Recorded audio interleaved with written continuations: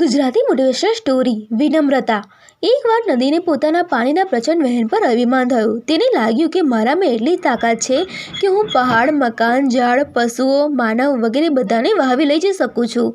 તેને ઘણા ગરેલા સ્વરે સમુદ્રને કહ્યું, કહો જોઈ, તમારા માટે શું તારી લાવું? મકાન, પશુ, માનવ, વૃક્ષ, જે કંઈ તમે કહેશો તે હું તમારા માટે મૂળ સહિત ઉખાડીને લઈ આવીશ।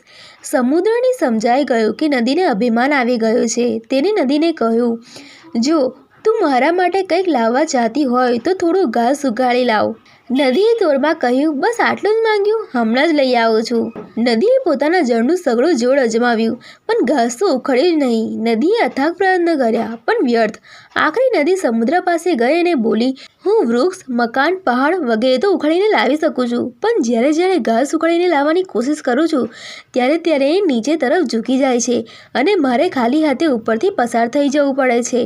સમુદ્રએ નદીની વાત ધ્યાનથી સાંભળી અને પછી હસતા હસતા કહ્યું, જે પહાડ અને વૃક્ષની જેમ કઠોર હોય છે તે આસાનીથી ઉખડી જાય છે, પણ ઘાસ જેવી વિનમ્રતા જેને શીખી લીધી હોય તેને પ્રચંડ આંધી, તોફાન કે પ્રચંડ વેગ પણ ઉખાડી શકતા નથી। જીવનમાં ખુશીનો અર્થ લડાઈઓ લડવી એમાં નથી, બલ્કિ એમનાથી બચવામાં છે।